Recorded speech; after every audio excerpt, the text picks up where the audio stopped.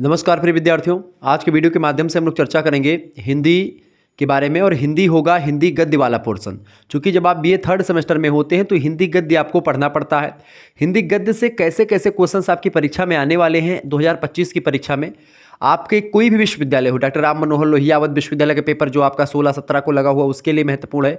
बाकी जो भी विश्वविद्यालय, जननायक चंद्रशेखर बलिया विश्वविद्यालय हो गया, या एक प्रकार से ऐसे जैसे राम मनोहर लोहिया, वीर बहादुर सिंह पूर्वांचल विश्वविद्यालय, ठीक है, और भी कई विश्वविद्यालय, जननायक चंद्रशेखर बलिया विश्वविद्यालय हो गया, मासा कुम्भरी यूनिवर्सिटी हो गया, राजा महेंद्र प्रताप सिंह स्टेट यूनिवर्सिटी हो गया, बरेली विश्वविद्यालय हो गया, ठीक है, बीयू झांसी हो गया, बुंदेलखंड यूनिवर्सिटी जिसको आप कहते हैं। इसके अलावा चौधरी चरण सिंह मेरठ विश्वविद्यालय, और इसके अलावा आपका छत्रपति साहू जी महाराज कानपुर विश्वविद्यालय, सिद्धार्थ यूनिवर्सिटी कपिलवस्तु, प्रोफेसर रज्जू भैया स्टेट यूनिवर्सिटी, और महात्मा गांधी काशी विद्यापीठ, ठीक है, और ऐसे कई विश्वविद्यालय जिनका नाम मैं नहीं ले पा रहा हूँ, उन सभी के लिए जननायक चंद्रशेखर बलिया विश्वविद्यालय, ये सभी एक प्रकार से जो हैं इसमें सब में हिंदी गद्य पूछा जाने वाला है। तो हिंदी गद्य से बनने वाले बहुत ही महत्वपूर्ण जो है अति लघु उत्तरीय, लघु उत्तरीय और दीर्घ उत्तरीय प्रश्नोत्तर एक प्रकार से ये श्रृंखला चल रही है। पिछले 2-3 वर्षों में जहाँ से क्वेश्चंस पूछे गए उन प्रश्नों को मैंने रखा है, और ये सभी चैप्टर से बनने वाले क्वेश्चंस हैं। इससे पहले 2-3 मॉडल पेपर मैंने दिया है। तो अगर आप केवल मॉडल पेपर ही देख लेंगे तो आपका काम हो जाना है और आप अच्छे नंबर पाएंगे। 2025 की परीक्षा में यहीं से क्वेश्चंस आने वाले हैं, यह बात आप ध्यान रखेंगे। अब आइए हम आगे बढ़ते हैं और प्रश्नों को आपको बताते हुए आगे बढ़ते हैं, चीज़ों को समझाते हुए आगे बढ़ेंगे, ठीक है। प्रश्न आपकी स्क्रीन पर जो आएंगे उनको कैसे लिखना है, ये सारी चीज़ें मैं आपको बताऊंगा, ठीक है। पहला क्वेश्चन आ चुका महोदय आपके समक्ष, देखेंगे सभी लोग। वीडियो को सबसे पहली बार लाइक कर दीजिएगा। सभी को गुड इवनिंग बेटा, good evening all of you, good evening सभी को, गुड इवनिंग, शुभ जो संध्या सभी को, ठीक है, प्रणाम सभी को आशीर्वाद। चले, आलोचना से आप क्या समझते हैं? व्हाट डू मीन बाई आलोचना? आलोचना क्या होती है? समीक्षा का अर्थ बताइए। समीक्षा और आलोचना दोनों में रत्ती मात्र का डिफरेंस होता है, लेकिन साहित्यिक दृष्टिकोण से देखें तो बड़ा गहरा अंतर होता है। एक प्रकार से आलोचना जो होती है अभी हम समझते हैं क्या होती है। साहित्य के मूल्यांकन, विशिष्टताओं, गुणों एवं दोषों के विवेचन के लिए आलोचना एक अत्यंत महत्वपूर्ण विधा होती है। जैसे किसी लेखक के बारे में, किसी कवि के बारे में, किसी रचनाकार इत्यादि की रचनाओं का मूल्यांकन करना, उसकी विशिष्टताएं बताना, उसका उद्देश्य निर्धारित करना, ये एक समीक्षक की एक प्रकार से जो है एक भूमिका होती है। और समीक्षक अपनी व्याख्या के माध्यम से पाठक के लिए स्पष्ट करता है कि रचनाकार का क्या उद्देश्य रहा है, इस रचना में क्या क्या चीज़ें, क्या गूढ़ रहस्य रचनाकार बताना चाह रहा है। ये सारी चीज़ें एक आलोचक जो होता है वो उसमें लिखता है। यानी जो चीज़ें एक पाठक को समझ में नहीं आती, या अंदर की जो बातें होती हैं जो एक लेखक लिखना चाह रहा होता है कि पाठकगण उसको समझें, और पाठकगण उसको नहीं समझ पाते हैं या विद्वज्जन भी नहीं समझ पाते हैं, उनकी डीपली पॉइंट को या अभिधात्मक और लक्षणात्मक जो चीज़ें या व्यंग्यार्थ जो चीज़ें होती हैं उनको पकड़ने का काम करते हैं आलोचना। आलोचना जगत में सबसे बड़ा नाम रहा है आचार्य रामचंद्र शुक्ल जी का। आचार्य रामचंद्र शुक्ल जो रहे हैं हिंदी के सबसे बड़े आलोचकों में से एक उनका नाम है। उसके बाद में आचार्य हजारी प्रसाद द्विवेदी, महावीर प्रसाद द्विवेदी, डॉक्टर नगेंद्र, ठीक है, नंदुलाल वाजपेयी जी, ऐसे तमाम प्रकार के, रामविलास शर्मा जी, ये सब बड़े आलोचकों में से आते हैं जिन्होंने अलग अलग जो साहित्यकार थे उनकी रचनाओं के उद्देश्य को स्पष्ट किया, उनकी रचनाओं की क्या विशेषताएं हैं उनके बारे में बताया, रचनाओं में क्या एक प्रकार से जो है कमियां रह रही हैं उनको भी उजागर किया। तो जिनकी विशेषताओं को बताना था, गुण के बारे में बताना था तो गुण बताया भी, यानी प्रॉपर्टीज़ भी बताई, विशेषताएं भी बताई, ठीक है। और कहीं पर अगर कोई लोचा भी रहा तो लोचे को भी एक प्रकार से बताने का काम किया, यानी कि कुछ कमियां रही हैं तो कमियों को भी उन्होंने बताने का प्रयास किया। तो समीक्षक अपनी व्याख्या के माध्यम से पाठक के लिए चीज़ों को स्पष्ट करता है कि भाई किसी भी रचना का मूल्यांकन कैसे करता है, उसकी विशेषताएं क्या है, उसका उद्देश्य क्या है, रचनाकार को निर्देश देने एवं उसको सुधारने हेतु एक प्रकार से कार्य भी करता है कि रचनाकार आगे से ऐसी गलतियां ना करे, या फिर जो रचनाकार ने गलतियां करी हैं तो आलोचक जो होते बेसिकली बताते हैं कि भाई हाँ आपने अगर इसको थोड़ा सा और ऐसा किया होता तो और बेटर होता, ठीक है। तो कहा भी गया, देखिए आलोचना जो होती है वो बेसिकली एक प्रकार से लोग मान लेते हैं कि आलोचना का मतलब होता है सीधा सीधा बुराई करना, लेकिन आलोचना में जो अच्छाइयाँ और बुराइयाँ दोनों का मिश्रण होता है, ठीक है। लेकिन सम आलोचना जब होती है तो उसमें एक प्रकार से सारी चीज़ों को समाहित किया जाता है। आलोचना जरूर एक प्रकार से जो है ऐसी प्रधान रचना होती है जिसमें एक प्रकार से जो है खास करके क्या किया जाता है, कुछ ना कुछ नकारात्मक फैक्टर्स जरूर होते हैं आलोचना में ज़्यादा, ठीक है। समीक्षा एक प्रकार से अपनी इच्छाओं को व्यक्त करना उस रचना पर, ठीक है। कहा भी गया है कि एक असफल लेखक या रचनाकार सफल आलोचक होता है, ठीक है। एक असफल लेखक जो होता है, अगर वो अच्छे तरीके से लिख नहीं पाता है तो दूसरों की कूट करता है, दूसरों की कमियों को ढूंढता है, ठीक है, और उसके बारे में बताता है। ये कहा भी गया है। भारतीय काव्यशास्त्र एवं पाश्चात्य काव्यशास्त्र की समीक्षा सिद्धांत में अगर पढ़ें तो आलोचना कहा गया कि आलोचना की कला के संपर्क से उत्पन्न रसानुभूति को भौतिक व्याख्या माना जा सकता है। काव्य साहित्य की विशेषताओं को देखने, परखने अर्थात सामान्य रूप से प्रकट करने का नाम ही आलोचना होता है। जब हम काव्य साहित्य की विशेषताओं को, यानी जो रचना लिखी गई है, क्या वो काव्य साहित्य की विशेषताओं पर खरी उतर रही है कि नहीं उतर रही है, उन्हीं के आधार पर उनका मूल्यांकन किया जाता है, उनकी आलोचना करी जाती है। अगर उन फैक्टर्स पर कविताएं ठीक ठाक उतरती हैं तो ठीक बात है, नहीं तो एक प्रकार से वो आलोच्य हैं। आलोचना के लिए हिंदी में समालोचना शब्द का प्रयोग भी होता है, समीक्षा शब्द का भी प्रयोग होता है, विवेचना शब्द का प्रयोग, मूल्यांकन शब्द का प्रयोग बेसिकली आलोचना के लिए प्रयोग किए जाते हैं। लेकिन सबके अपने अपने अलग अलग अर्थ हैं। किसी किसी सिचुएशन में, स्थिति में, समय में इनका सबका अलग अलग अर्थ होता है, लेकिन ये सभी एक प्रकार से समानार्थी शब्द में प्रयोग किए जाते हैं। अनेक शब्द प्रयोग हैं जिनका सामान्य अर्थ होता है किसी भी साहित्य की कृति का, यानी कोई भी साहित्य हो, चाहे एक प्रकार से कोई भी मतलब कि भाषा का साहित्य हो, सभी साहित्य की कृति का, कृति माने कोई रचना का, साहित्यकार का, उसके समूचे व्यक्तित्व या कृतित्व का मर्यादित, नियंत्रित और तटस्थ दृष्टि से मूल्यांकन करता है। उसके बारे में स्पष्ट तरीके से मूल्यांकन करता है उस कवि को, उस लेखक को, उस रचना को। संस्कृत में भी इसका प्रयोग इसी अर्थ में हुआ है, जैसे अंतर्भाष्य, अवान्तरार्थ, विच्छेदर मतलब कि विच्छेदश्चर मीक्षा, यानी एक प्रकार से ये कहा गया कि मात्र बाह्य गुण दोषों तक ही सीमित नहीं रह करके जब आंतरिक प्रकृति तथा विशेषताओं की छानबीन होने लगे तब उसे हम समीक्षा कहते हैं। उसके जैसे कि जो लिखा है वो तो सभी लोग पढ़ रहे हैं पाठक, लेकिन जो अंदरूनी बातें उसकी क्या चीज़ें होनी चाहिए, जो चीज़ें नहीं हुई हैं, या क्या और कुछ और इसमें इंक्लूड करते तो और अच्छा होता, ये सब चीज़ों का जो एक प्रकार से जब कोई लेखक या कोई रचनाकार बताता है उसको, तब वही आलोचक कहा जाता है उसको, ठीक है। समीक्षा का अर्थ और परिभाषा। देखिए हिंदी साहित्य में हिंदी साहित्य कोश एक डिक्शनरी है, उसमें सभी शब्दों की परिभाषा और उत्पत्ति लिखी है। तो उसके भाग 1 में लिखा गया आलोचना शब्द के बारे में कि आलोचना शब्द जो है लुच धातु, यानी कि जिसे पाणिनि ने पारिभाषिक शब्दावली में लोच कहा है, इसी से बना हुआ है, मतलब कि लोच से बना हुआ, लुच से, और आ धन लोच प्लस अन धन आ बराबर आलोचना, यानी कि आ प्लस लोच धन न्यू प्लस ल्यूट, ये सब जो है मिल करके तब आलोचना शब्द बनता है। लोच या लूच का अर्थ होता है देखना। इस प्रकार किसी वस्तु या रचना की सम्यक व्याख्या करना, सम्यक मतलब उसके एक प्रकार से चाहे वो अच्छाइयाँ हो चाहे बुराइयाँ हो, सबके बारे में बताना, उसका मूल्यांकन करना ही आलोचना होता है। यानी कि वो रचना किस कैटेगरी पर है, साहित्यिक एक प्रकार से आधार पर अगर देखें तो साहित्यिक आधार पर अगर उस रचना को रखें तो वो रचना साहित्यिकता की कितनी मापदंड पर खरी उतरती है, यही सब एक प्रकार से उसकी आलोचना होती है। असमन्तात लोचनम अवलोकनम इति आलोचनम स्त्रियाँ आलोचना, यानी एक प्रकार से आलोचना जो होती है वह एक प्रकार से क्या होती है, किसी वस्तु या कृति की सम्यक व्याख्या होती है, उसका मूल्यांकन करना ही किसी रचना का आलोचना कही जाती है। बेसिकली आलोचना का सीधा सीधा मतलब यही था, तो इसको लिख देंगे, आलोचना का सीधा सीधा मतलब क्या है, यही है। आगे देखते हैं, अगला क्वेश्चन आपके स्क्रीन पर आ चुका है। तो हिंदी गद्य में ऐसे क्वेश्चन आपके पूछे जाएंगे, लघु उत्तरीय में, दीर्घ उत्तरीय में ऐसे क्वेश्चन आएंगे, इतना लिख देंगे तो आपका काम हो जाना है। अगला क्वेश्चन आपकी स्क्रीन पर आ चुका है, फटाफट से आप देखेंगे। अगला प्रश्न आपसे बन सकता है, परीक्षा में आया हुआ है, कहानी के उद्भव एवं स्वरूप पर प्रकाश डालिए। देखिए कहानी के उद्भव और स्वरूप की अगर बात की जाए तो उद्भव जो कहानी का हुआ है, देखिए मानव एक जिज्ञासु प्राणी रहा है। कैसे लिखेंगे, मानव एक जिज्ञासु प्राणी रहा है। कहानी का विकास वैसे आप देखते हैं कि 1900 ईस्वी से प्रारंभ होती है, ठीक है, और बेसिकली कहानियाँ 1920 के बाद की कहानियाँ एकदम ज़बरदस्त हो जाती हैं। बेसिकली माने तो 1900 ईस्वी से जो है कहानियाँ 1903-4 ईस्वी से 1905 ईस्वी से कहानियाँ जो है अपने रूप रंग में दिखाई पड़ने लगती हैं। कहने को तो वैसे गद्य का विकास 1850 में ही हो जाता है, लेकिन वास्तविक विकास द्विवेदी युग में आकर के कहानियों का होता है, ठीक है।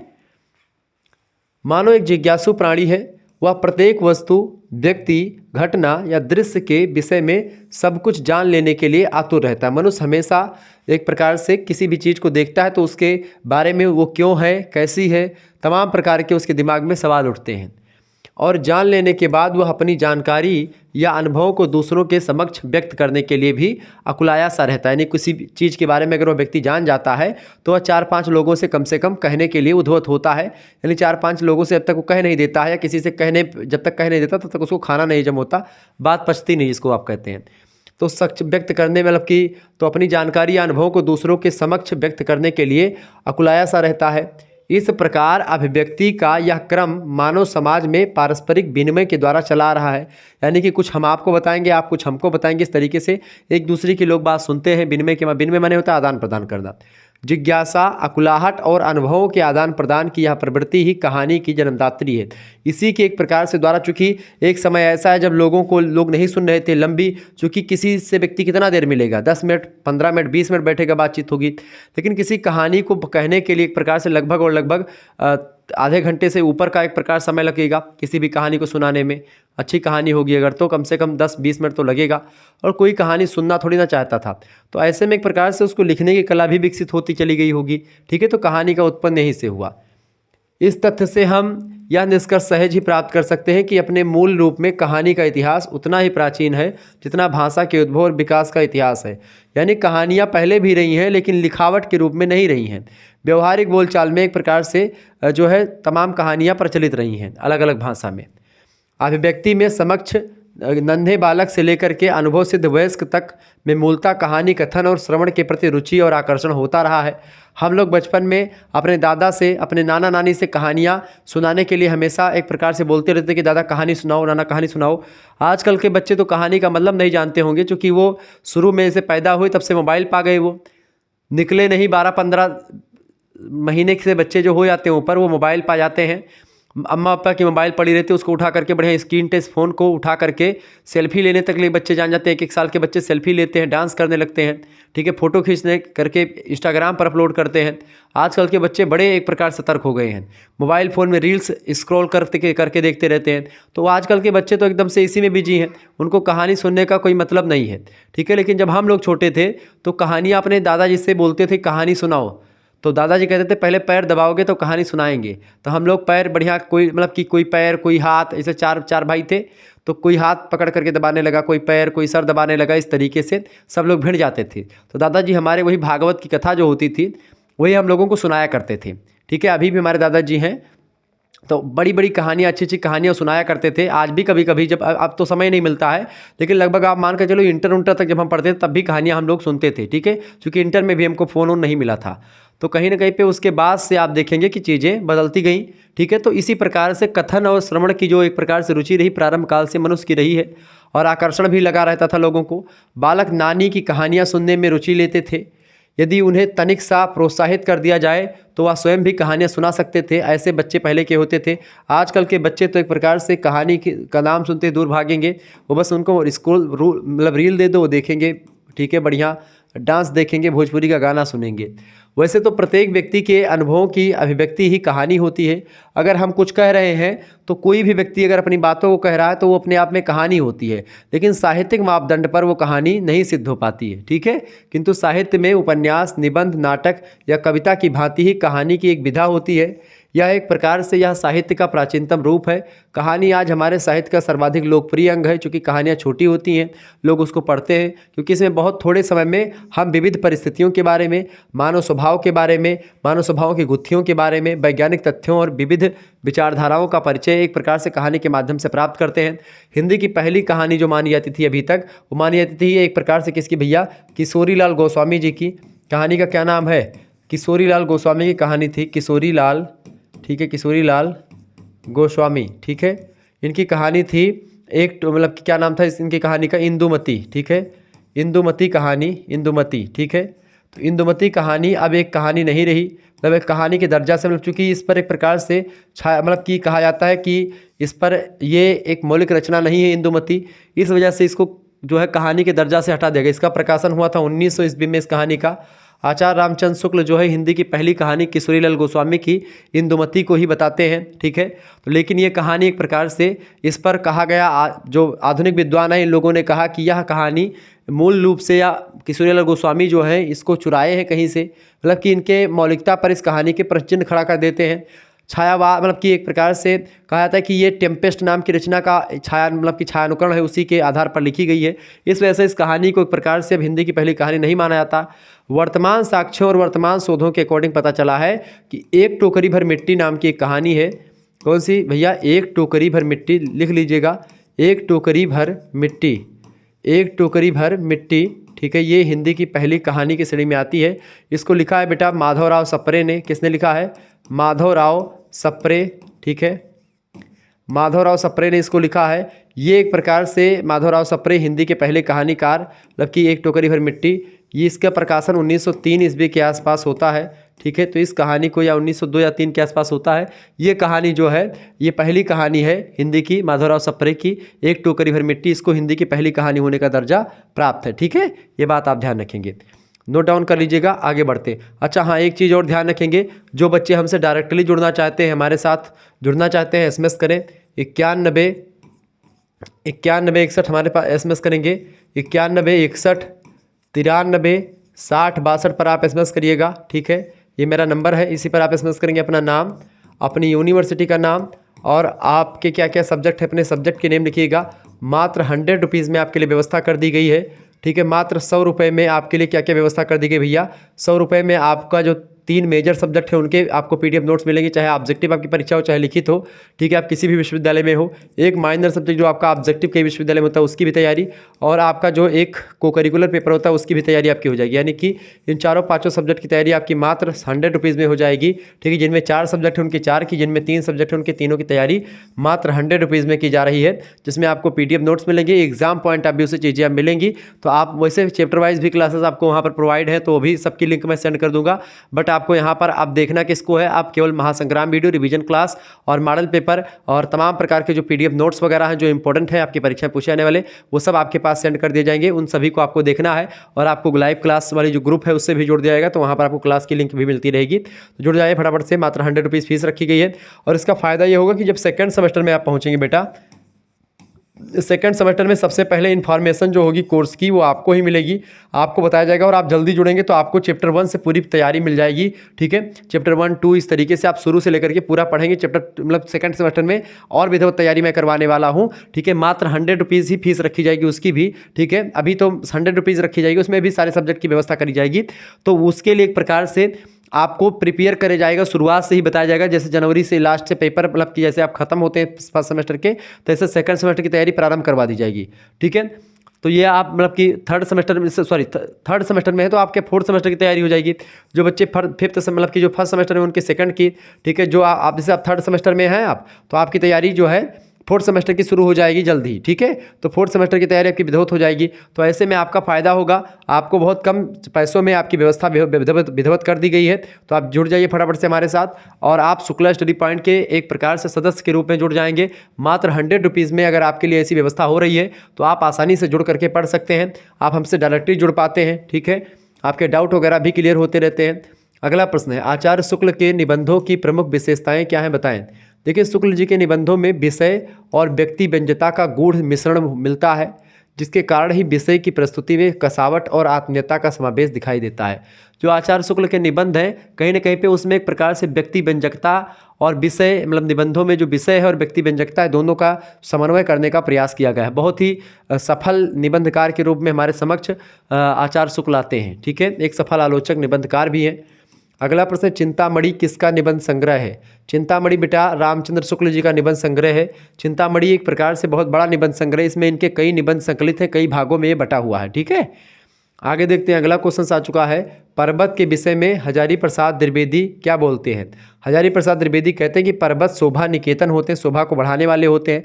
हजारी प्रसाद द्विवेदी एक ऐसे निबंधकार हैं, आलोचक भी हैं और निबंधकार भी हैं। हजारी प्रसाद द्विवेदी उन मुद्दों पर निबंध लिखते हैं जिन मुद्दों पर किसी ने नहीं लिखा, जैसे कुटज नाम के वृक्ष पर लिखा, देवदारू नाम पर लिखा। ऐसे तमाम प्रकार के पेड़ों पर, पहाड़ों पर, तमाम प्रकार के प्रकृति के जो मापदंड या प्रकृति की जो एक प्रकार से मनोरम चीज़ें थी, उन पर उन्होंने निबंध लिखने का काम किया। ऐसा हिंदी के मात्र एक लेखक ने किया है, और वो है कौन, आचार्य हजारी प्रसाद द्विवेदी। हिंदी के ललित निबंधकार में या तो विद्यानिवास मिश्र का नाम आता है, या फिर इनका नाम आता है हजारी प्रसाद द्विवेदी का, या एक प्रकार से विद्यानिवास मिश्र, आचार्य हजारी प्रसाद द्विवेदी और कुबेरनाथ राय का भी नाम कभी कभी लिया जाता है। तो ये सब ललित निबंधकार हैं, ठीक है। तो प्रश्न आपसे पूछता है ललित निबंधकारों के बारे में, तो ये बड़े फेमस निबंधकार हैं हजारी प्रसाद द्विवेदी।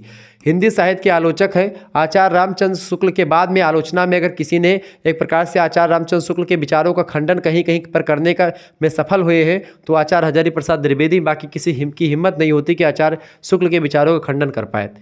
अगला प्रश्न है हजारी प्रसाद द्विवेदी के निबंधों को किस श्रेणी में रखा जाता है? तो हजारी प्रसाद द्विवेदी के निबंधों को ललित निबंध की श्रेणी में रखते हैं, क्योंकि यह ललित निबंधकार है। प्रश्न आपसे पूछता है कि ललित निबंधकार कौन है, तो विद्यानिवास मिश्रा और आचार्य हजारी प्रसाद द्विवेदी, ये दोनों ललित निबंधकार हैं, यह बात ध्यान रखेंगे। अगला क्वेश्चन है, सब अति लघुत्तरी में है, कुबेरनाथ राय का जन्म कहाँ पर हुआ था? कुबेरनाथ राय का जन्म हुआ था गाजीपुर जनपद में, ठीक है, ध्यान रखेंगे इस बात को। आगे देखते हैं, अगला क्वेश्चन आ चुका है, प्रश्न आ चुका है भैया, कुबेरनाथ राय मतलब कुबेरनाथ राय की रचनाओं का नाम लिखिए। कुबेरनाथ राय की रचनाओं की बात की तो प्रिया नीलकंठी इनका निबंध संग्रह है, रस आखेटक, गंधमादन, निषाद बांसुरी, ये सब कुबेरनाथ राय के चर्चित निबंध संग्रह हैं। इसमें कई निबंध संकलित हैं, एक निबंध नहीं, निबंध का मतलब एक रचना, लेकिन निबंध संग्रह का मतलब क्या होता है, कई सारी रचनाएं उस निबंध में उसी की जैसी एक ही विशेषताओं की रचनाएं एक पुस्तक में लिखी जाती हैं, और जो फेमस निबंध होता है उसी के नाम पर पुस्तक का नाम हो जाता है। तो निबंध संग्रह ये होते हैं, ऐसे कहानी संग्रह होते हैं। अगला प्रश्न, कुबेरनाथ राय के निबंधों की विशेषताएं लिखिए। देखिए, कुबेरनाथ राय के निबंधों की विशेषता यह है बेटा कि उनमें लोक संस्कृति के प्रति सहज निष्ठा है, यानी लोक संस्कृति को लेकर के उन्होंने बढ़िया लिखा है। जनजीवन से उनकी निकटता जन संस्कृति के विकास की दिशा में संघर्ष की उन्हें प्रेरणा देती है, यानी वह एक प्रकार से जनता के बारे में लिखते हैं, जनता की समस्याओं के बारे में लिखते हैं, जन संस्कृति के विकास को आगे बढ़ाने में सफल योगदान प्राप्त किया इन्होंने। वे निबंध के माध्यम से एक वैचारिक लड़ाई लड़ते हुए दिखाई पड़ते हैं, ठीक है। अपने निबंधों में हर एक चीज़ को एक प्रकार से कहीं ना कहीं पे वैचारिक द्वंद्व के उससे आगे निकालने का काम करते हैं। तो ये है हजारी प्रसाद द्विवेदी। अगला क्वेश्चन मतलब कुबेरनाथ राय। अगला प्रश्न, कुबेरनाथ राय की भाषा के बारे में विचार व्यक्त कीजिए। देखिए, लेखक राय यानी कुबेर राय के पास एक अपनी विशिष्ट पहचान वाली भाषा थी, जिसमें बहुत अधिक प्रभावशीलता तो नहीं, किंतु जिसकी गंभीरता को सामान्य पाठक सहज ही लक्षित कर सकता था, यानी सरल तरीके से आप इनकी भाषा को पढ़ पाएंगे। लोक भाषा के शब्दों में मुहावरों की बहुत अच्छी पकड़ रखते हुए शास्त्रीय भाषा का सौंदर्य उनके निबंधों में आप देख पाएंगे, यानी कहीं ना कहीं पे कुबेरनाथ राय की जो भाषा है वो बड़ी ही सरल है। लोक भाषा के शब्द, मुहावरे वगैरह इनकी भाषा में आपको दिखेंगे, भाषा पर इनकी अच्छी पकड़ थी। शास्त्रीय भाषा का सौंदर्य उनके निबंधों में आप ये भी देख पाएंगे और लोक भाषा के पुट भी आप देख पाएंगे, यानी भाषा का बढ़िया तालमेल है। अगला प्रश्न, कुबेरनाथ राय की शैली को समझाइए। इनकी शैली कैसी थी? देखिए, कुबेरनाथ राय की निबंध शैली पर उनके व्यक्तित्व की छाप है, उनकी पर्सनालिटी की छाप है। एक मिली जुली विषय के अनुकूल जैसा विषय होता है वैसी शैली अपनाते हैं। गतिशील शैली, विविधतापूर्ण शैली, यानी कई प्रकार की शैली समय समय पर जैसी इस शैली का प्रयोग होना चाहिए वैसी शैलियों का प्रयोग किया है, किसी एक शैली में बंद करके रचनाएं नहीं लिखते हैं। उनके निबंधों में एक प्रकार से तमाम प्रकार की शैलियाँ दिखाई पड़ती हैं। अगला प्रश्न, महादेवी वर्मा किस युग की लेखिका थी? महादेवी वर्मा शुक्लोत्तर युग की लेखिका मानी जाती हैं। महादेवी वर्मा को छायावाद की एक प्रकार से दुर्गा भी कहा जाता है, आधुनिक युग की मीरा भी कहा जाता है। महादेवी वर्मा एक लेखिका भी थी और एक जो है कवित्री भी थी, ठीक है, ध्यान रखेंगे। अगला प्रश्न है, गिल्लू नामक पाठ महादेवी जी की किस कृति से लिया गया है? तो गिल्लू नामक पाठ महादेवी जी की लिखित मेरा परिवार नामक पुस्तक से लिया गया है। मेरा परिवार, वहाँ से गिल्लू जो है लिया गया है। गिल्लू एक गिलहरी का बच्चा होता है, उसी पर इन्होंने लिखा था, संस्मरण टाइप का। अगला प्रश्न है, इनके चीज़ें जो है वो संस्मरणात्मक रेखा चित्र के रूप में दिखाई जाते हैं। महादेवी वर्मा को दो रेखा चित्रों के नाम लिखें, ठीक है। स्मृति की रेखाएं और अतीत के चलचित्र, ये महादेवी वर्मा के दो रेखा चित्र हैं जो कि बड़े फेमस हैं, परीक्षा में प्रश्न आ सकता है। अगला क्वेश्चन से, गिल्लू कौन था, उसकी विशेषताओं को अपने शब्दों में लिखिए। देखिए, गिल्लू एक जीव था, गिलहरी का बच्चा था छोटा सा, वह बहुत ही जानकार बच्चा था। वह लेखिका की थाली में बैठ करके खाना खाता था, यानी कि इसके महादेवी वर्मा जी के। जब गिल्लू को भूख लगती थी तो वह चिक चिक की आवाज़ करता था और महादेवी जी को पता चलता था कि हाँ गिल्लू भूखा हो गया है। काजू उसे बेहद पसंद था, यानी काजू जो होता था सफ़ेद वाला उस खाता था वो। उसे काजू नहीं मिलता था तो पिंजड़े में रखी हुई दूसरी चीज़ें जो होता था उसको गिरा देता था, फेंक देता था, इस तरीके से गुस्सा भी करता था। तो गिल्लू और महादेवी जी के बीच का जो एक प्रकार से याददाश्त है उसको गिल्लू नाम के संस्मरण के माध्यम से महादेवी जी ने हम लोगों के समक्ष प्रस्तुत किया। अगला क्वेश्चन है महादेवी वर्मा का जन्म कब और कहाँ हुआ था। तो महादेवी वर्मा जी का जन्म 1907 ईस्वी में होली के दिन उत्तर प्रदेश के फर्रुखाबाद जनपद के एक समृद्ध, संस्कारवान, कुलीन व प्रतिष्ठित कायस्थ परिवार में इनका जन्म हुआ था। यह बात आप ध्यान रखेंगे। तो ये महादेवी वर्मा जी को लेकर के कुछ प्रश्न थे जो पूछे जा सकते थे आपसे अति लघु उत्तरीय वगैरह में, तो मैंने बता दिए। ठीक है, आगे बढ़ते हैं बेटा। अगला क्वेश्चन आ चुका है। सभी लोग वीडियो को शेयर करते रहेंगे और लाइक करते रहेगा ऐसी इन्फॉर्मेटिव वीडियो के साथ। चले, दीर्घ उत्तरीय लघु उत्तरीय के क्वेश्चन आ चुके हैं। यशपाल की रचनाओं का नाम उल्लेख कीजिए। यशपाल एक कहानीकार है, बड़े फेमस कहानीकार है, आधुनिक युग के कहानीकार हैं। इन्होंने व्यंग्यात्मक प्रहार मतलब कि व्यंग्यात्मक प्रहार किया है कहानी पर, पुरानी रीति रिवाजों पर, परंपराओं पर। ठीक है, इन्होंने कटु आलोचनाएं इन सभी की हैं, किसकी, पुरानी रीति रिवाजों की, परंपराओं की। यशपाल जी प्रमुख इनकी रचनाएं जो हैं तमाम सारी हैं, जैसे कि इनके कहानी संग्रह बहुत सारे हैं। पहला कहानी संग्रह इनका है फूलों का कुर्ता। इसके अलावा पिंजड़े की धड़ उड़ान, उत्तमी की माँ, तर्क का तूफान, भस्मावृत, मेरा चेहरा रोबीला है, बीबी जी कहती हैं, अभिशप्त, तुमने क्यों कहा था कि मैं सुंदर हूँ, और चिंगारी। ये तमाम इनके कहानी संग्रह हैं। ये कहानी संग्रह किसके बेटा, ये यशपाल के कहानी संग्रह हैं। यशपाल कौन है, कहानीकार हैं। ठीक है, हिंदी साहित्य के ये सब कहानी संग्रह, कहानियाँ की पुस्तक है। इनकी कहानियाँ भी बहुत सारी, जैसे कि पर्दा कहानी इनकी है, समय, चार आने, करमफल, फूल की चोरी, मकरील, पाँव तले की डाल, वर्दी, धर्मयुद्ध, सच बोलने की भूल, ये सब इनकी प्रसिद्ध कहानियाँ जिन पे इनको ख्याति मिली हुई है। कहानी संग्रह है ये सब, चूँकि जैसे आप देखते हैं फूलों का कुर्ता, इसमें कई सारी कहानियाँ संकलित हैं। पिंजड़े की उड़ान, इसमें कई सारी कहानियाँ हैं। तो ये सब इनके कहानी संग्रह हैं जो प्रसिद्ध कहानी। उनमें पर्दा कहानी, पर्दा आपके पाठ्यक्रम में भी संकलित है, और ऐसे तमाम कहानियाँ जो हैं ये सब हैं।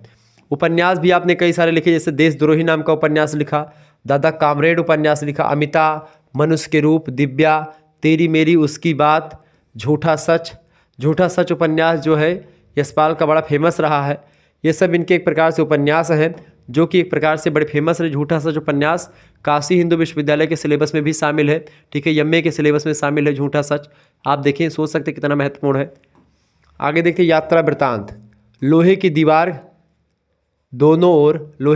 के दोनों ओर राह बीती, निबंध, यात्रा वृत्त है इनके। निबंधों में निबंध, संस्मरण आदि साहित्यिक विधाओं की भी इन्होंने एक प्रकार से अपनी लेखनी की श्री वृद्धि करी, यानी उसको भी बढ़ाया। यानी निबंध भी लिखे कहीं ना कहीं पे, संस्मरण भी लिखा है, सारी चीज़ों को लिखा है, लेकिन वो उतने फेमस नहीं हुई। ठीक है, तो फेमस चीज़ें यहाँ पर बताई गई हैं और जो नहीं फेमस है उनको नहीं बताया गया है। आगे देखते हैं, अगला क्वेश्चन आ चुका, पर्दा एक कहानी है, और पर्दा कहानी बेटा यशपाल की ही है। इसका सारांश लिखिए, प्रश्न आपसे पूछा सकता है, पर्दा कहानी का सारांश लिखिए। देखिए, पर्दा जो है एक शान शौकत की प्रतीक है। यशपाल की कहानी पर्दा दरअसल मध्यम वर्गीय समाज की विडंबनाओं की एक कहानी है।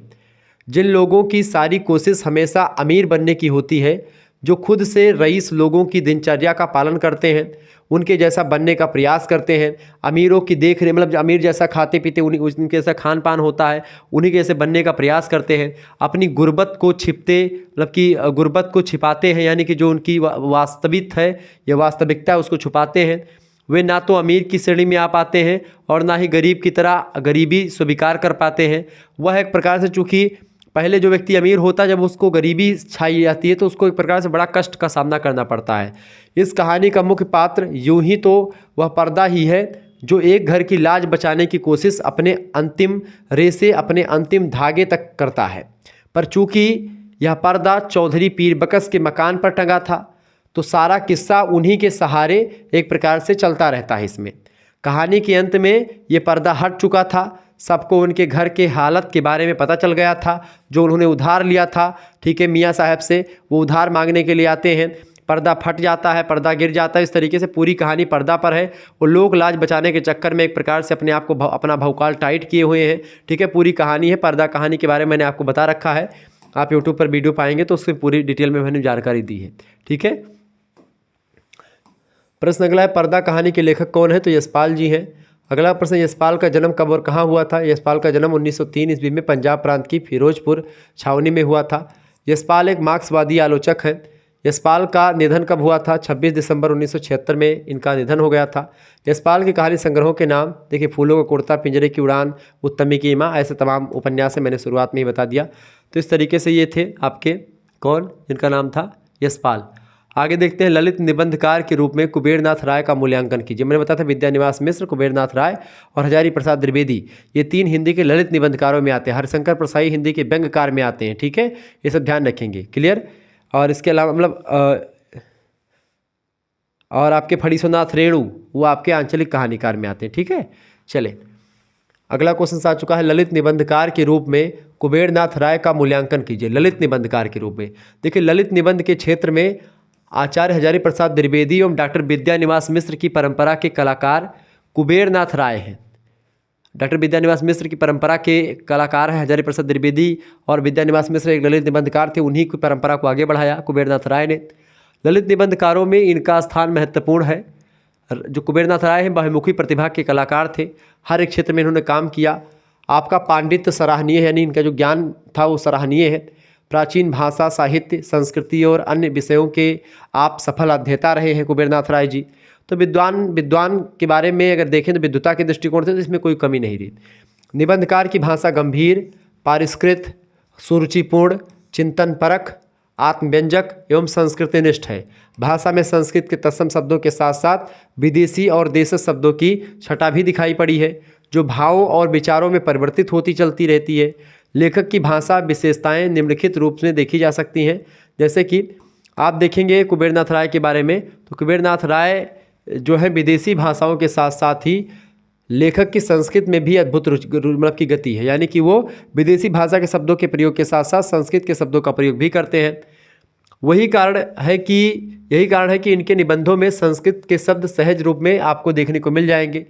उदाहरण के लिए कुछ शब्दों को देखा जा सकता है, जैसे कि विरक्ति शब्द, संवेदन, निःशेष, क्षण प्रतिक्षण, अभियंतर, मतलब कि आश्रुसिक्त, अक्षय, अदृश्य, सुधा, अरण्य, बृहतर, त्राहि त्राहि, दीप्त, विपुल, सरासन, निसर्गश्री, क्रूर, निष्ठुर, सृष्टि, कदर्म, आरक्त, उत्स, भवतु, महत, प्रज्ञा, निर्वैक्तिक, दत्त, तमसा, निशीष, मतलब महोचार, ये सब एक प्रकार से ऐसे शब्द हैं जो कि इनके निबंधों में, इनकी रचनाओं में आपको देखने को मिलते हैं। तो ये संस्कृत के शब्द हैं, तत्सम शब्दावलियाँ हैं, तो ये आपको खूब दबा के मिलेंगे इनके निबंधों में। यानी संस्कृत के जो शब्द हैं इनके निबंधों में आपको यदा कदा मिल जाएंगे, यानी अलग अलग स्थानों पर आपको मिल जाएंगे। ठीक है, कुबेरनाथ राय बड़े विद्वान आदमी थे, इसमें कोई दो राय है नहीं। कुबेरनाथ राय का जन्म कब हुआ था? कुबेरनाथ राय का जन्म कहाँ पर हुआ था? गाजीपुर में हुआ था। कुबेरनाथ राय के रचनाओं का उल्लेख कीजिए। प्रिया नीलकंठी, रस आखेटक, गंधमादन, निषाद बांसुरी, ये सब कुबेरनाथ राय के चर्चित निबंध संग्रह हैं। कुबेरनाथ राय के निबंधों की विशेषताओं के बारे में बताएं भाई। देखिए, कुबेरनाथ राय के निबंधों की विशेषताओं के बारे में अगर बात की जाए तो कुबेरनाथ राय के निबंधों की विशेषताएं यह है कि उनमें लोक संस्कृति के प्रति सहज निष्ठा है।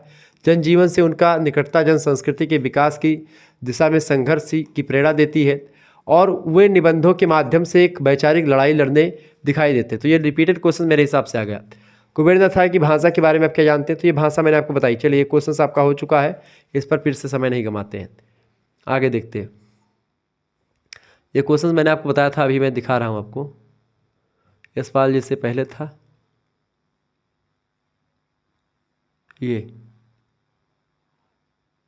ये ठीक है।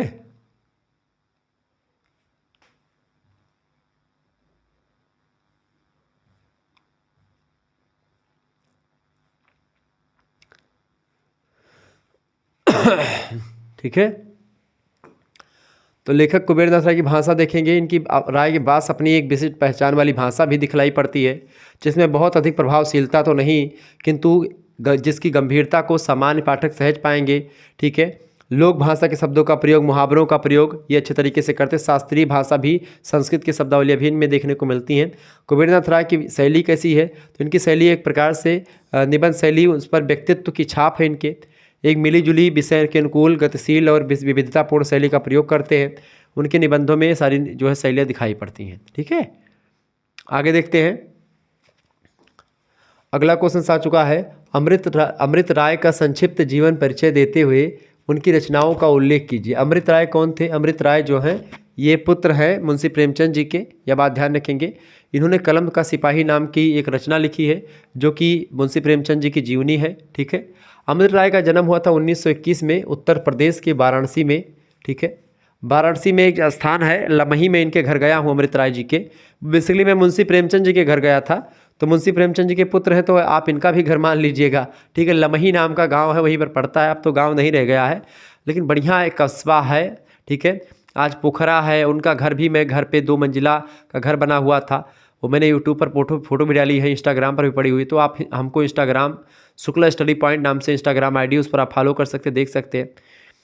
तो इनके घर में गया था, बड़े ज़बरदस्त स्थान था उनका, जहाँ पर वो कमरा उनका पूरा मैंने देखा, रिसर्च किया। चूँकि मैं जब बीएचयू में पढ़ रहा था, तो वही बीएचयू की तरफ से वहाँ पर एक उनसे उनके जन्मदिन पर विशेष जो है आख्यान होता है। उनके जन्मदिन पर शोध वगैरह रिसर्च होते हैं उर्दू के, जो एक प्रकार से जो प्रोफेसर्स होते हैं काशी हिंदू विश्वविद्यालय डिपार्टमेंट के उर्दू विभाग के, वो चूँकि काशी मतलब कि जो प्रेमचंद हैं उर्दू के ही उतने बड़े लेखक हैं जितने हिंदी के थे। धनपत राय नाम से उर्दू में लेखन की काम किया करते थे। उसके बाद 1916 के बाद आप देखते कहानियाँ लिखनी शुरू कर देते, और पंचमनेश्वर कहानी से उनकी हिंदी कहानी का पदार्पण होता है। उसके बाद में 1936 में लास्ट कहानी कफन कहानी लिख करके, ठीक है, फिर तो यहाँ तक कहानी की यात्रा रही उनकी। तो अमृत राय जी उनके पुत्र थे।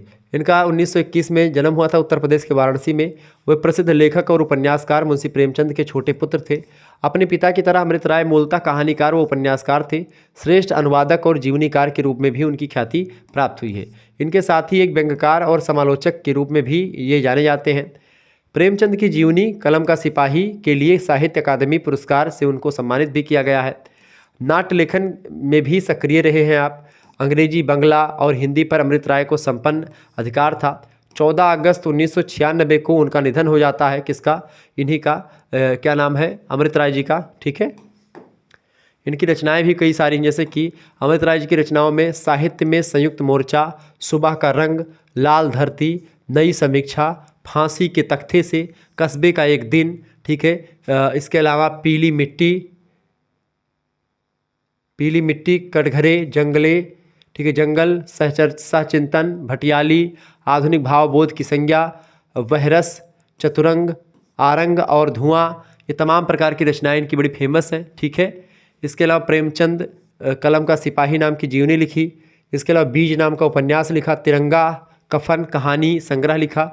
तिरंगा कफन नाम का एक कहानी संग्रह है इनका। तो इसमें कई सारी कहानियाँ इनकी संकलित हैं। तो तमाम रचनाएं जो है मुंशी प्रेमचंद की भांति इन्होंने भी करी है। मुंशी प्रेमचंद जी ने तो 300 से अधिक कहानियाँ लिखी थी। ठीक है, और उपन्यास लगभग 12-15 उपन्यास लिखे थे जो बड़े फेमस, गोदान, गबन, कर्मभूमि, रंगभूमि, करबला, ठीक है, तमाम प्रकार के उपन्यास लिखे थे मुंशी प्रेमचंद जी ने। तो उपन्यास भी इन्होंने लिखा, ज़्यादा नहीं लिखा, लेकिन रचनाएं खूब लिखी हैं। ठीक है, अलग अलग विधाओं की रचनाएं लिखी हैं आपने।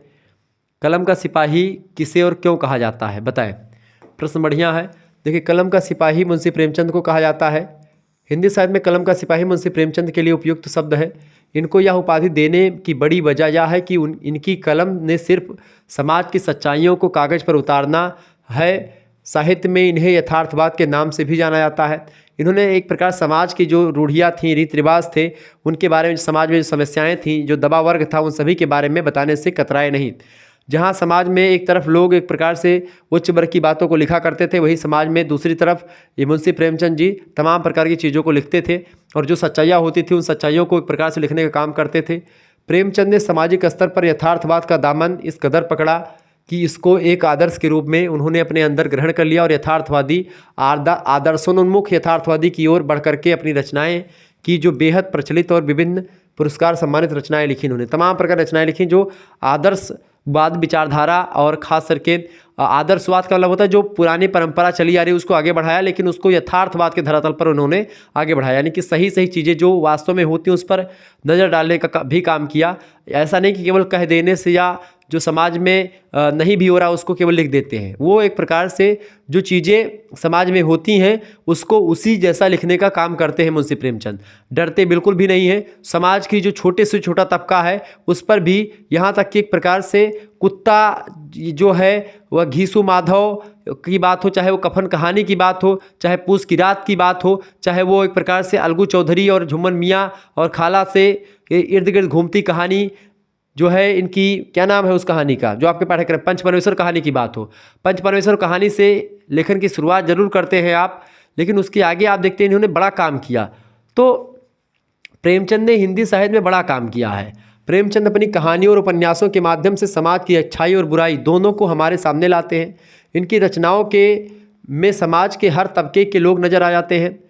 तत्कालीन समाज पर प्रकाश डालते हैं मुंशी प्रेमचंद। वे साहित्य को समाज का आईना और राजनीति के आगे चलने वाली मिसाल मानते हैं। तो साहित्य को समाज का आईना, साहित्य का दर्पण, समाज का आईना साहित्य है और राजनीति के आगे चलने वाली एक मिसाल है। ऐसा किसने कहा था? मतलब इन्होंने, मुंशी प्रेमचंद जी ने कहा था।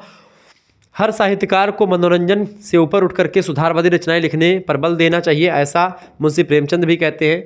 आगे चल करके मुंशी प्रेमचंद के उद्देश्यों को देख करके इनके पुत्र अमृत राय ने इनके ऊपर एक रचना लिखी जिसका नाम था कलम का सिपाही, और ये एक प्रकार से बहुत फेमस जीवनी है हिंदी साहित्य में। ठीक है, कलम का सिपाही। आगे बढ़ते हैं, अगला क्वेश्चन आपके स्क्रीन पर आ चुका, फटाफट से आप देखने का प्रयास करेंगे। प्रश्न है आपका, प्रश्न क्या है? नई कहानी की 4 विशेषताएं लिखिए। देखिए, नई कहानी की विशेषताएं वैसे तो कई सारी हैं। पहली कहानी देखें, और भी आप मॉडल पेपर देख लीजिएगा। इससे पहले मैंने कई मॉडल पेपर दिए हैं, तो आप उन मॉडल पेपर को भी देख लीजिएगा, वहाँ से परीक्षा में प्रश्न आएंगे, यह बात आप ध्यान रखेंगे। क्लियर? चले चीज़ों को आगे बढ़ाते हैं। प्रश्न, नई कहानी की 4 विशेषताएं लिखिए। पहली विशेषता, वर्ग संघर्ष से पीड़ित व्यक्तिमानों का चित्रण किया गया, यानी कि ऐसे व्यक्ति जो वर्ग संघर्ष से पीड़ित हैं उनका चित्रण ही आप देखते हैं नई कहानी पर। बेसिकली मार्क्सवाद का प्रभाव आपको दिखेगा। ऐसे व्यक्ति जो एक प्रकार से शोषित हैं, जिनका शोषण किया गया है उच्च वर्ग के द्वारा, उन जो है शोषितों के प्रति सहानुभूति है, और शोषण जिन्होंने किया है उनके प्रति आक्रोश की भावना भी आपको यहाँ पर दिखेगी। क्लियर? दूसरी विशेषता, यौन भावना का स्वच्छंद प्रवाह है यहाँ पर, यानी इस पर एक प्रकार से जो सेक्स के बारे में चीज़ें हैं उसको लिखने से कोई कतराते नहीं हैं, उस पर भी खुल करके बातचीत होती है। इसके अलावा राष्ट्रीय दृष्टिकोण नए कहानीकारों का वर्ण रहा है, यानी ये एक प्रकार से नेशनलिटी के मुद्दे पर भी लिखने का काम करते हैं, क्योंकि जब ये आया तब उस समय चाहे आज़ादी के आंदोलन चल रहे थे प्रगतिवाद में, या फिर एक प्रकार से देश आज़ाद हो चुका था और देश एक नए दौर से गुजर रहा था। ऐसे में यथार्थवादी धरातल पर कहानियाँ और शोषित और शोषण में जो वर्ग संघर्ष चल रहा था उसके बारे में एक प्रकार से इन कहानियों को, विशेषताओं को आधार बना करके लिखी गई कहानियाँ ये सब। पाश्चात्य जीवन से संबंधित प्रश्नों पर मतलब कि विचार किया गया है। पाश्चात्य जीवन मतलब कि जो पश्चिम के देश के जो जीवन है उस पर भी विचार किया गया है इस कहानी में, मतलब कि इस कहानी में, नई कहानी में। ठीक है, आगे देखते हैं, अगला क्वेश्चन आ चुका। निबंध का जन्मदाता किसे माना जाता है?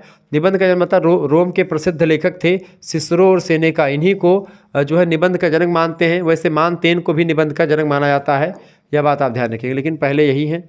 अगला क्वेश्चन आ चुका है, बामन एक जो है आचार्य संस्कृत के बड़े विद्वान आदमी है बामन। बावन ने रीति संप्रदाय का प्रणयन किया था। किस संप्रदाय का भैया? बावन ने रीति संप्रदाय का प्रणयन किया था। किस संप्रदाय का? रीति संप्रदाय। ये रीति को काव्य की आत्मा मानते हैं।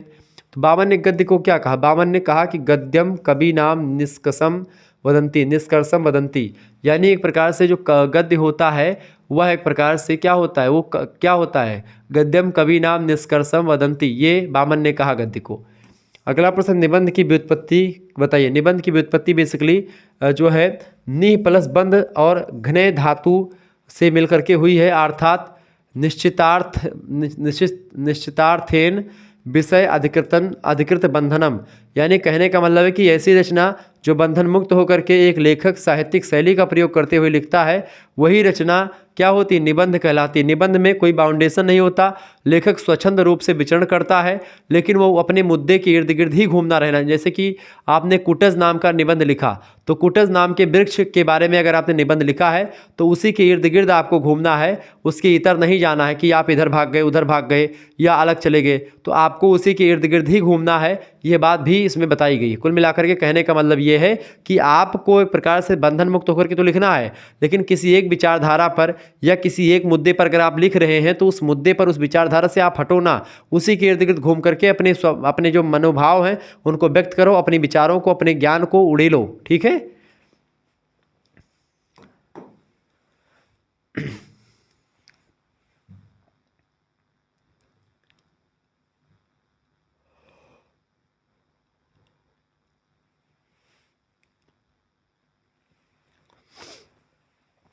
अगला क्वेश्चन आ चुका है, निबंध को बिखरा छितरा चिंतन किसने कहा? अंग्रेजी साहित्य के प्रथम निबंधकार लॉर्ड बेकर ने क्या कहा? बिखरा छितरा चिंतन किसको कहा? निबंधों को। अगला प्रश्न, विचारात्मक निबंध और वर्णनात्मक निबंध में क्या डिफरेंस होता है? बताएं विचारात्मक निबंध क्या होते हैं और वर्णनात्मक निबंध क्या होते हैं, बताने का प्रयास करेंगे।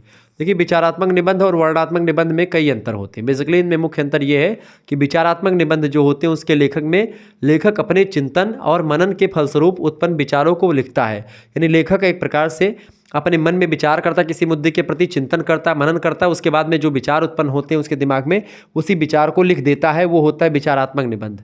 जबकि वर्णनात्मक निबंध में किसी घटना का, किसी दृश्य का, किसी वस्तु का विस्तार से आंखों देखा हाल का वर्णन किया जाता है, विस्तार से डीपली जा करके, वह वर्णनात्मक निबंध होता है। तो वर्णनात्मक निबंध में जो है किसी घटना, किसी दृश्य, किसी वस्तु का विस्तार से वर्णन किया जाता है, जबकि विचारात्मक निबंध में व्यक्ति जब किसी मुद्दे पर अपने विचार करता है, मनन करता है, चिंतन करता है और अपने ज्ञान शैली के अकॉर्डिंग उस पर एक प्रकार से प्रतिक्रिया देता है, उसको लिखता है, तो वह एक प्रकार से क्या होता है, विचारात्मक निबंध होता है। ठीक है, चले आगे देखते हैं। अगला क्वेश्चन आ चुका है। प्रश्न है आधुनिक काल के किन्हीं दो प्रमुख गद्य लेखकों के नाम बताएं। आधुनिक काल के दो प्रमुख लेखकों में आचार्य रामचंद्र शुक्ल आधुनिक काल के सबसे फेमस लेखक और महावीर प्रसाद द्विवेदी। इनका नाम तो पूछो ही मत। आचार्य रामचंद्र शुक्ल और आचार्य हजारी प्रसाद द्विवेदी हिंदी के दो मतलब कि दो एक प्रकार से मान लीजिए स्तंभ हैं। जैसे छायावाद के 4 स्तंभों में प्रसाद पंत निराला और महादेव वर्मा काम करते हैं, ऐसे हिंदी के पूरे ओवरऑल हिंदी में देखें तो महावीर प्रसाद द्विवेदी और रामचंद्र शुक्ल ने बड़ा काम किया है कवियों को समझाने के लिए, कवि को कैसे लिखना चाहिए, किस तरीके से होना, कवि कर्तव्य की बात हो, कविता क्या है, चाहे इनका निबंध की बात हो, सब कुछ इन्होंने लिख करके बताया कि किस तरीके से कवि को लिखना चाहिए, एक लेखक को कैसा होना चाहिए, सब कुछ बताई है। ठीक है, रामचंद्र शुक्ल भी निबंधकार हैं, आलोचक हैं। महावीर प्रसाद द्विवेदी एक अच्छे निबंधकार हैं। ठीक है, और महावीर प्रसाद द्विवेदी एक बहुत बड़े भाषाविद भी हैं। इन्होंने 1903 ईस्वी में एक पत्रिका थी, उस समय प्रकाशित होती थी, सरस्वती पत्रिका, जो सबसे फेमस पत्रिका थी, सरस्वती। ठीक है, सरस्वती पत्रिका, इसका संपादन किसने किया? सरस्वती पत्रिका का संपादन किसने किया बेटा? सरस्वती पत्रिका का संपादन आपने ही किया, यानी कि महावीर प्रसाद द्विवेदी ने किया। द्विवेदी युग के बहुत बड़े जो है लेखक हैं महावीर प्रसाद द्विवेदी। ठीक है, इन्हीं के नाम पर द्विवेदी युग पूरा का पूरा काव्य में चला है। ठीक है, ध्यान, चूंकि सरस्वती पत्रिका से जो रचनाएं प्रकाशित होती थीं वही द्विवेदी युग की विशेषताओं को ध्यान में रख करके होती थीं। द्विवेदी युग की जो विशेषताएं हैं वह जो है सरस्वती पत्रिका में प्रकाशित जो रचनाएं हैं उनमें आपको देखने को मिल जाएगी। अगला क्वेश्चन आ चुका, कुछ प्रगतिवादी निबंधकारों के नाम लिखिए। प्रगतिवादी निबंधकारों में जैसे डॉक्टर धर्मवीर भारती जी, डॉक्टर रांगे राघव, रामविलास शर्मा, नामवर सिंह, राजेंद्र यादव, शिव प्रसाद सिंह, ये सब निबंधकार हैं जो प्रगतिवाद के निबंधकार हैं। आगे देखते हैं, अगला क्वेश्चन आ चुका है, फटाफट से आप देखने का प्रयास करेंगे। अगला क्वेश्चन आ चुका है, प्रश्न आ चुका, शुक्ल युग के 2 विचारात्मक निबंधकारों के नाम बताइए। तो शुक्ल युग के 2 विचारात्मक निबंधकारों में एक तो रामचंद्र शुक्ला जी का ही नाम हो गया, दूसरे हैं बाबू गुलाब राय। ठीक है, अगला क्वेश्चन, विचारात्मक तथा भावात्मक निबंध लेखकों में एक निबंधों के लेखक और निबंधों के नाम लिखें। देखिए, विचारात्मक निबंध के लेखक में आचार्य रामचंद्र शुक्ल एक हैं और दूसरे हैं भावात्मक निबंध के लेखक हैं वियोगी हरि। ठीक है, तो विचारात्मक निबंधकार कौन है? तो वो है रामचंद्र शुक्ला जी और भावात्मक निबंधकार हैं वियोगी हरि। ठीक है, ये बात आप ध्यान रखेंगे। आगे देखते हैं, अगला क्वेश्चन आ चुका है, फटाफट से आप देखेंगे। तो ये अति लघुत्तरीय था। आइए दीर्घ उत्तरीय और लघुत्तरीय प्रश्नों के बारे में चर्चा कर लेते हैं। प्रश्न आ चुका है बेटा कि अज्ञे यानी कि सच्चिदानंद हीरानंद वात्स्ययन अज्ञे के बारे में, अज्ञे की कहानी कला पर प्रकाश डालिए। अज्ञे की कहानी कला पर प्रकाश डालिए, बहुत ही बढ़िया क्वेश्चन से, परीक्षा में ऐसे ही क्वेश्चन पूछे जाते रहते हैं, यह बात आप ध्यान रखेंगे। देखिए, अज्ञे की बात की जाए तो इनका पूरा नाम है सच्चिदानंद हीरानंद वात्स्ययन अज्ञे। आधुनिक युग की कथा और काव्य साहित्य में अज्ञे का व्यक्तित्व अपने में पूरा एक युग समेटता है। अज्ञे बहुत विद्वान आदमी थे, कविताएं भी लिखी हैं। ठीक है, और इन्होंने लेखक भी मतलब कि लेखन भी किया है, कहानियाँ भी लिखी हैं, उपन्यास भी लिखा है। ठीक है, अज्ञे तो इसीलिए मैंने बताया अज्ञे जो है वो कहानियाँ भी लिखते हैं, उपन्यास भी लिखते हैं और वो काव्य रचनाओं में एक प्रकार से तो बहुत सारी कविताएं भी, जैसे जूही की कली से लेकर के और तमाम राम की शक्ति पूजा से लेकर के लंबी लंबी कविताएँ उन्होंने लिखी हैं। ठीक है, तो ये है अज्ञे जी। राम की शक्ति पूजा किसने लिखी? निराला जी ने लिखी। ठीक है, निराला जी हो गए। निराला जी भी काव्य और गद्य दोनों लिखे हैं। हालांकि अज्ञे जी जूही की कली हो गई और जो है और तमाम रचनाएं इनकी हैं। सही अर्थों में आधुनिक भावबोध का आरंभ अज्ञे ने ही सबसे पहले प्रारंभ किया। और अज्ञे जो थे ये प्रयोगवाद के प्रवर्तक माने जाते हैं। प्रयोगवाद में आप देखते हैं क्या नाम था उसका, तारसप्तक। तार सप्तकों का प्रकाशन 1943 में अग्गे जी ने ही किया था, जिसमें 7 कवि होते थे। उनकी रचनाएं से मुक्तिबोध वगैरह की रचनाएं इन्हीं तार सप्तकों से प्रकाशित हुआ करती थी। प्रथम तार सप्तक के कवि थे अग्गे जी स्वयं भी। ठीक है, तो पुरातत्वविद अग्गे ने ही सबसे पहले किया। पुरातत्वविद पिता के साथ भारत में घूमकर संवेदनशीलता के साथ विराट अनुभव प्राप्त किया इन्होंने, और ये लेखक हिंदी साहित्य को विश्व साहित्य के नए युगबोध के निकट लाने में सबसे अग्रणी और महत्वपूर्ण रहा है। अग्गे पर सिगमंड फ्रायड के मनोविश्लेषणवाद का प्रभाव भी था।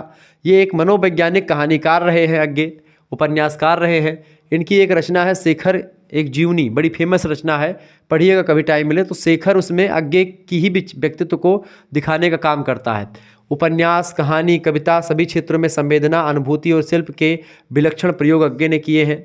इनके उपन्यासों ने हिंदी कहानी को बंगला और अन्य भारतीय भाषाओं के समक्ष वर्ग से प्रतिष्ठित किया। काव्य में प्रयोगवाद के ये सूत्रधार कहलाए यानी प्रवर्तक माने जाते हैं। कहानी के क्षेत्र में प्रेमचंद, जैनेन्द्र, यशपाल, शरत और कुछ पाश्चात्य कहानीकारों के संवेद प्रभाव एवं अपनी मौलिक प्रतिभा के कारण से अग्गे हिंदी के कहानीकारों में विलक्षण व्यक्तित्व रखते हैं, यानी सबसे ज़बरदस्त। जेल जीवन, सिपाही की जिंदगी, क्रांतिकारी, विस्फोटक, उग्रवादी, पर्यटक, संवेदनशील, पड़ोसी, सबके व्यक्तित्व उनकी कहानियों में आपको दिखाई पड़ेंगे। रोमांटिक मोह, मतलब कि मोह, स्वच्छता इनकी कहानियों में क्रमशः दूर हो गई है।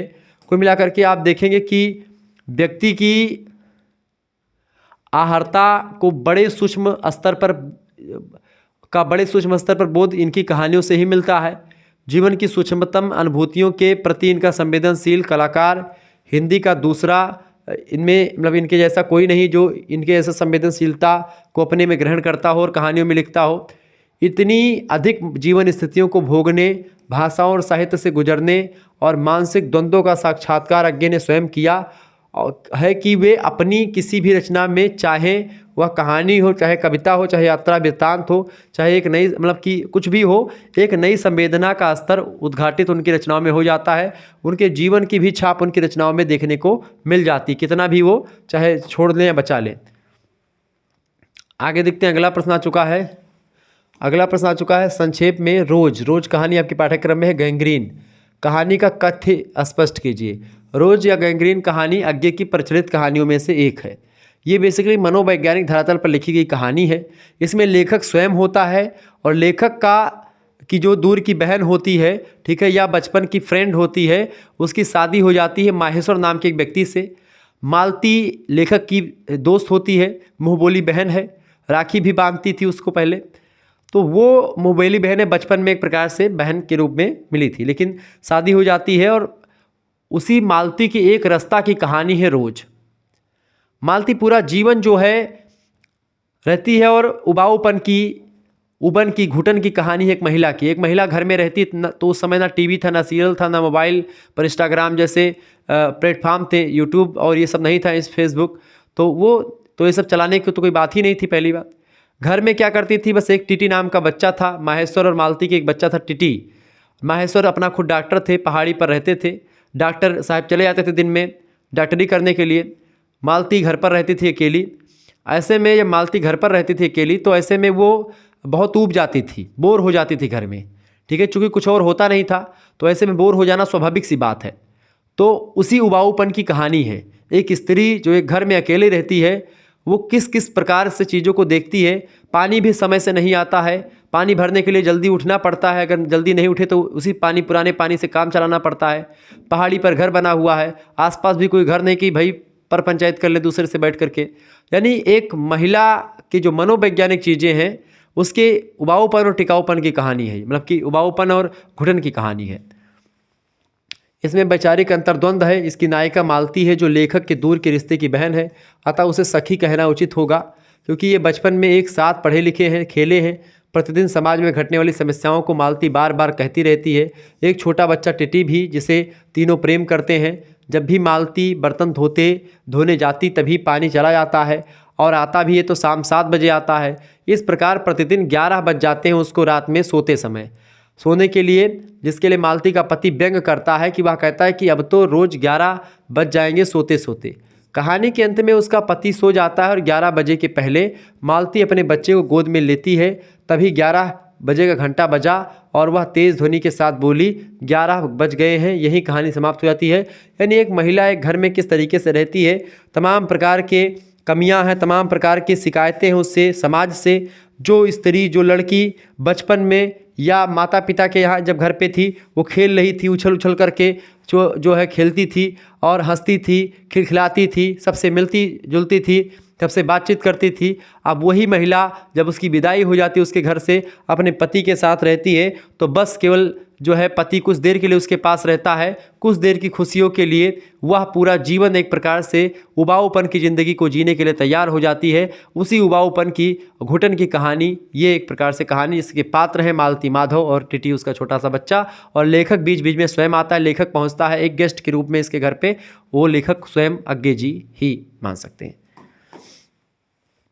आगे देखते हैं, अगला क्वेश्चन आपके स्क्रीन पर आ चुका है, फटाफट से आप देखने का प्रयास करेंगे। प्रश्न, भैया फणीश्वरनाथ रेणु का संक्षिप्त जीवन परिचय दीजिए। देखिए, हिंदी साहित्य के अप्रतिम गद्य शिल्पी फणीश्वरनाथ रेणु का जन्म बिहार प्रांत के पूर्णिया जनपद के अंतर्गत अवरोही हिंगना नामक गांव में 4 मार्च 1921 ईस्वी को हुआ था। 1942 ईस्वी के आंदोलन में ये 3 साल तक जेल भी बंद रहे। 1942 का जो भारत छोड़ो आंदोलन हुआ था उसी में इनको बंद कर दिया गया था। आपने लगभग 1945 के आसपास लेखन कार्य प्रारंभ किया। जब जेल से आए, आपका देहावसान 11 अप्रैल 1977 ईस्वी को हो गया। फणीश्वरनाथ रेणु हिंदी के जो है आंचलिक कहानीकार हैं। रेणु जी की मृत्यु के पश्चात आपके गांव अवरोही हिंगना का नाम परिवर्तित होकर के रेणु गांव हो गया। यानी इनके गांव का नाम क्या रखा गया है? रेणु गांव इनके गांव का नाम हो गया, अवरोही हिंगना के स्थान पर, चूँकि बड़े फेमस व्यक्ति हो गए। और रेणु जी, फणीश्वरनाथ रेणु एक आंचलिक कथाकार है। मैला आंचल इनका बहुत फेमस उपन्यास है। फणीश्वरनाथ रेणु एक आंचलिक कहानीकार हैं। इनकी कहानियाँ आपको देखते हैं, जैसे कि आपके पाठ्यक्रम में संकलित है। क्या कौन सी कहानी संकलित है? हीरामन और हीराबाई जिसमें है। तीसरी कसम उर्फ मारे के गुलफाम, उसमें 3 कसमें खाता है हीरामन जो होता है। कहता है कि अब कभी हम नेपाल का जो तस्करी का माल होगा वो कभी नहीं ला देंगे, क्योंकि पुलिस से बच गया एक बार। दूसरी कसम खाता है कि भाई अब अपनी गाड़ी पर जो है हम जो है बांस नहीं ला देंगे। क्या नहीं ला देंगे? लंबे बांस नहीं ला देंगे अपनी गाड़ी पर, क्योंकि बांस लादे रहता है अपनी बैलगाड़ी पर, और वह जो है जा करके किसी कार वाले के शीशे या किसी पर लग जाती है, उसको नुकसान हो जाता है।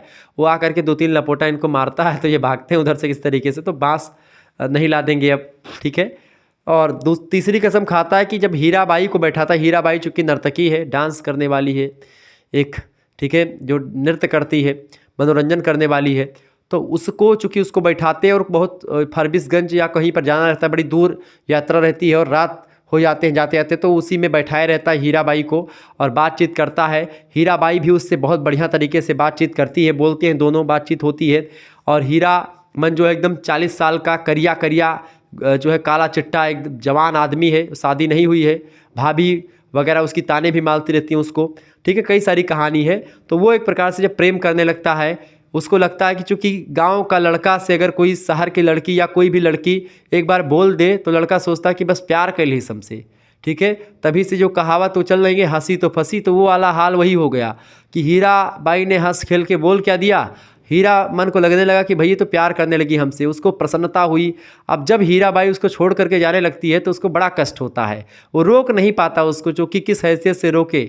तो वही चीज़ की कहानी है। और वो चली जाती है, तब हीरा मन जो होता है तीसरी कसम खाता है कि बेटा अब आज के बाद में मैं कान पकड़ रहा हूँ, अब ऐसी सुंदर नर्तकी को मैं अपने इसमें डब्बे में, मतलब अपने गाड़ी में नहीं बैठाऊंगा। तो इस तरीके से 3 कहानियाँ खाते, तो इसलिए इसको तीसरी कसम कहा गया है।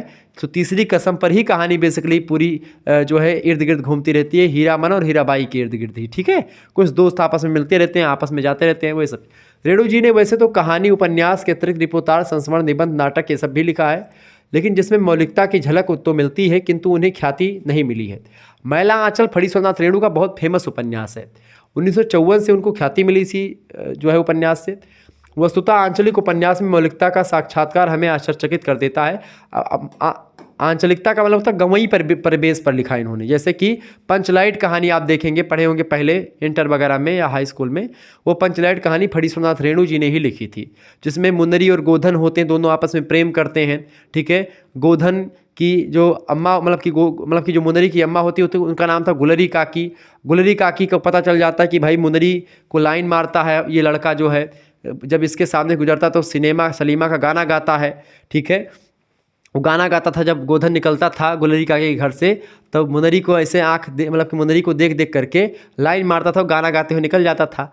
गुलरी काकी को ये बात खल रही थी। गुलरी काकी पंचायत बुलवाती हैं, बैठाती हैं, तो इसको निकाल दिया जाता है गाँव से।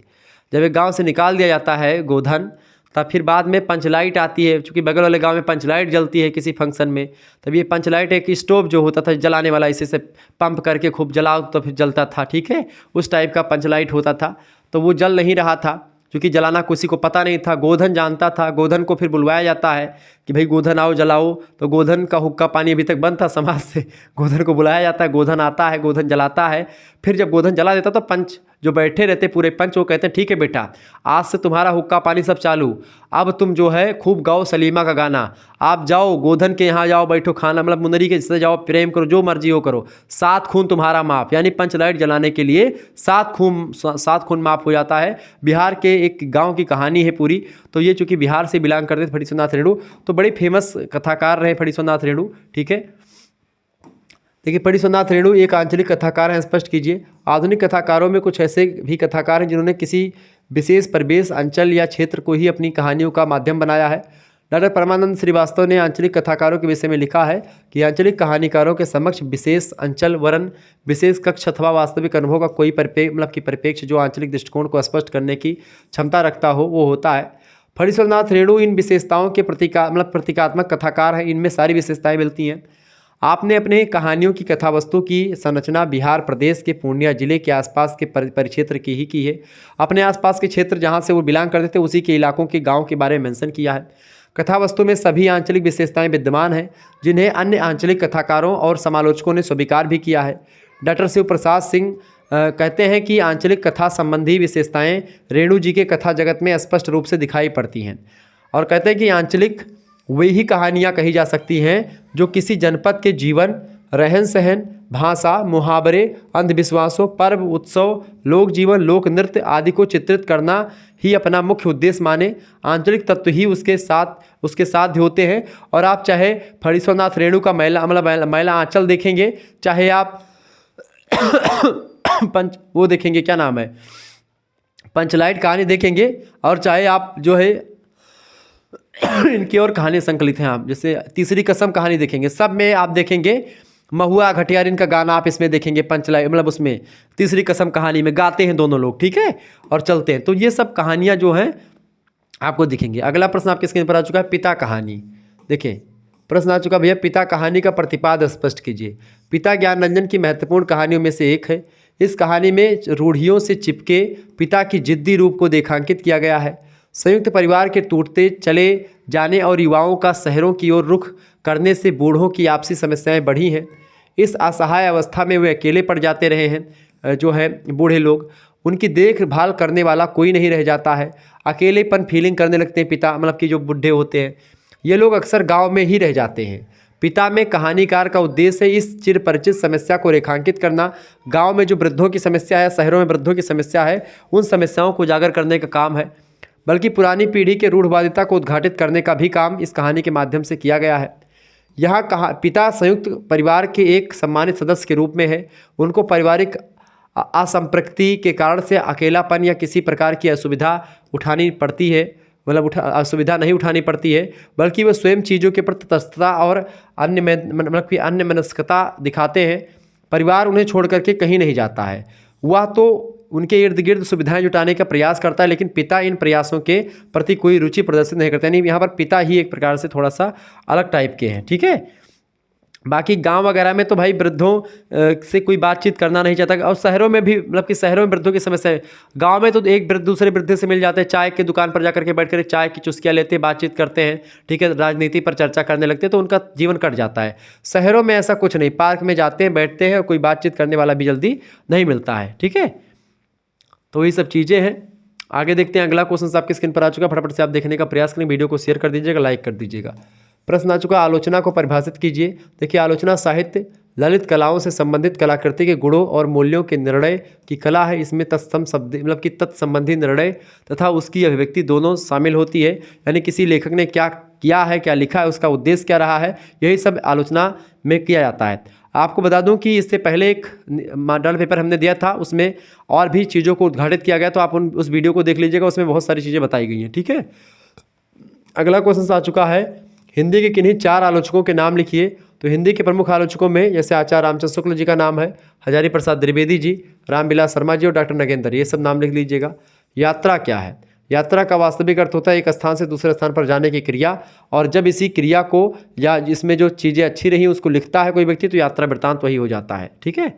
संस्मरण क्या है? संस्मरण में लेखक जो स्वयं देखता है, जिसका वह स्वयं अनुभव करता है, उसी का वर्णन करता है, और उसके वर्णन में उसकी अपनी अनुभूतियाँ और संवेदना भी शामिल होती हैं, और उसके जीवन में जो ऐसी घटनाएं जो उसको याददाश्त में रुकी रह जाती हैं, उसी को संस्मरण कहते हैं। जैसे गिल्लू रेखा चित्र, गिल्लू जो संस्मरण है महादेवी वर्मा का। संस्मरण की 2 विशेषताएं लिखिए। पहली विशेषता संस्मरण की क्या है? पहली विशेषता संस्मरण की है बेटा, पहली विशेषता क्या बताने का प्रयास करेंगे। पहली विशेषता संस्मरण की है कि संस्मरण में स्मरणीय व्यक्ति, वस्तु और घटना के साथ अंतरंगता अनिवार्य है। दूसरी बात यानी कि वस्तु और व्यक्ति जो भी बता रहा है उससे लेखक का भी अपना संपर्क होना चाहिए। संस्मरण प्राय महान और श्रद्धेय व्यक्तियों से संबंधित होने चाहिए। ठीक है। दूसरी बात, रेखा चित्र की परिभाषा दीजिए या रेखा चित्र को परिभाषित कीजिए। देखिए, अपने संपर्क में आए किसी भी विलक्षण व्यक्तित्व अथवा संवेदना को जगाने वाली सामान्य विशेषताओं से युक्त किसी प्रतिनिधि चरित्र के मर्मस्पर्शी स्वरूप में देखी सुनी या संकलित घटनाओं की पृष्ठभूमि में इस प्रकार उभार कर रखना कि उसका हमारे हृदय में एक निश्चित प्रभाव अंकित हो जाए। रेखा चित्र या शब्द चित्र कहलाता है, जो हम पर एक छाप छोड़ दे। ऐसी घटना, ऐसी चीज़ों के बारे में बताना ही रेखा चित्र होता है। ठीक है। कहानी और रेखा चित्र में क्या डिफरेंस होता है? देखिए, कहानी और रेखा चित्र में अंतर बहुत सारा होता है। कहानी गतिशील होती है, जबकि रेखा चित्र जो होती है वो गतिहीन होती है। रेखा चित्र में गतिहीन यानी रेखा चित्र स्थिर होता है और कहानियाँ गतिशील होती हैं। ठीक है।